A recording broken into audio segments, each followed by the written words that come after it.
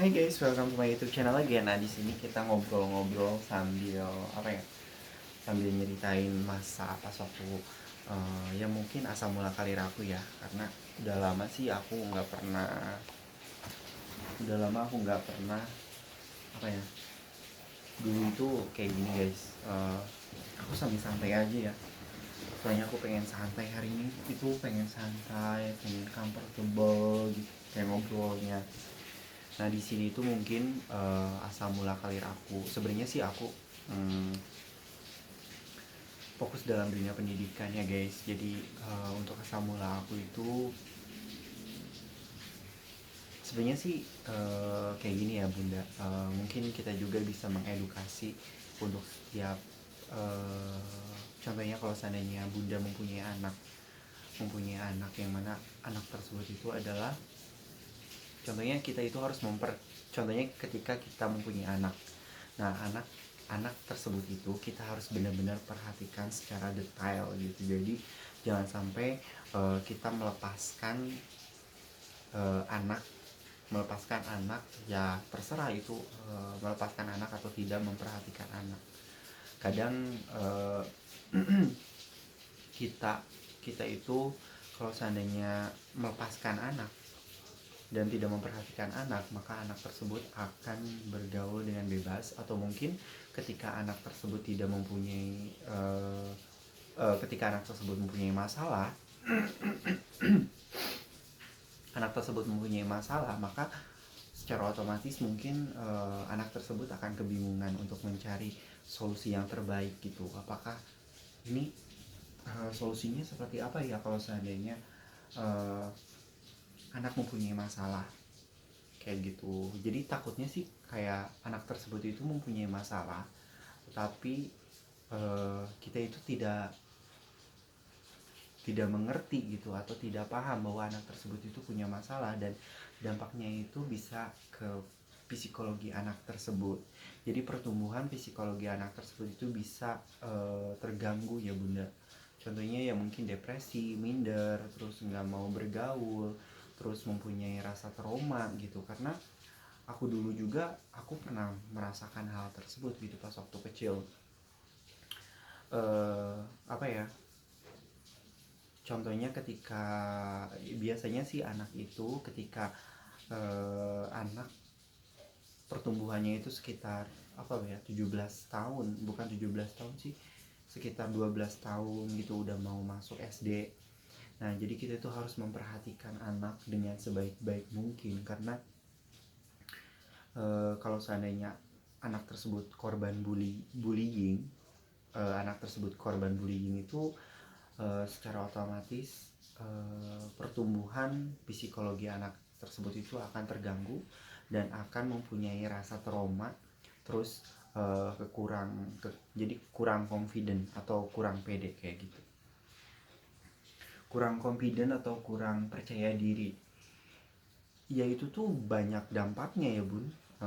Contohnya kalau seandainya kita nggak ngerti, mungkin kayak perkembangan dalam belajarnya si anak tersebut itu tidak memperhatikan, terus dia itu mempunyai rasa kekhawatiran, ketakutan tersendiri gitu ketika dia mau masuk sekolah gitu, takut dibully, takut di apa ya, takut di ya maksudnya takut diomongin sama teman-temannya kayak gitu. Terus muncul banyak kekhawatiran dan ketakutan si anak tersebut. Ya contohnya bisa menghambat dalam masalah pendidikan, dalam belajar, terus ketidakpercayaan diri, terus apalagi ya, eh, pertumbuhan anaknya juga kurang baik gitu kayak gitu. Jadi kalau menurut aku untuk setiap bunda-bunda yang mempunyai anak, coba diusahakan bunda-bunda memperhatikan anak tersebut. Apakah anak tersebut itu mempunyai apa ya? Apakah anak tersebut itu tidak mempunyai masalah dan mempunyai kehidupan yang normal, atau mungkin ada beberapa masalah, atau mungkin ada beberapa tekanan-tekanan yang mungkin dari luar yang kita tidak bisa tahu, dan kadang si anak tersebut itu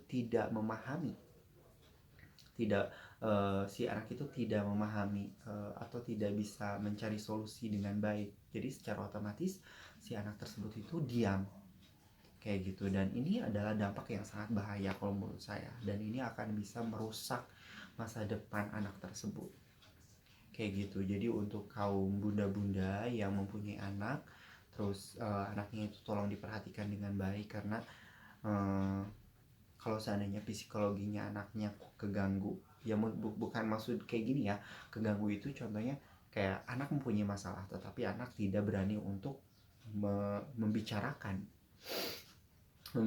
kepada orang tua, dan anak tersebut hanya hanya hanya mendiamkan masalah tersebut itu untuk dirinya sendiri. Nah itu tuh yang bisa jadi bahaya kayak gitu. Jadi ya untuk diri saya pribadi sih, coba deh kita bukan saja memenuhi contohnya jajannya, makannya, terus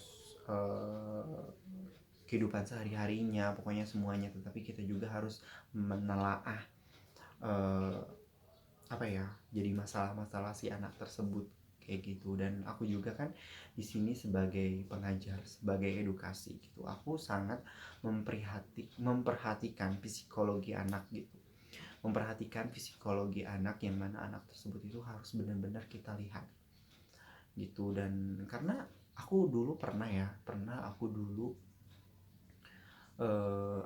pernah dibully, bukan dibully sih, jadi kayak ada beberapa temen yang benar-benar nakal, yang mana si teman tersebut itu seperti mengarah kepada diri saya sendiri, dan saya mempunyai rasa ketakutan gitu kayak gitu. Dan ya menurut saya itu adalah hal-hal yang kurang baik gitu. Pas waktu itu tuh kejadian pas waktu SD, teman saya itu kayak yang gimana ya, dia agak melakukan kekerasan gitu, kayak kamu jangan, contohnya aku tuh duduk bersama temennya aku, kamu tuh jangan di sini, aku nggak mau sama kamu, kamu di sana gitu. Jadi kita itu mau belajar gitu, tapi si teman tersebut tuh mengganggu gitu. Terus nah itu tuh, dan yang salahnya aku nggak apa ya, nggak menceritakan kepada, atau nggak mengadu kepada kepada guru, kepada orang tua gitu. Dan ya hanya aku aja sendiri yang tahu kayak gitu. Dan ya menurut saya itu harusnya kita mempunyai keberanian diri untuk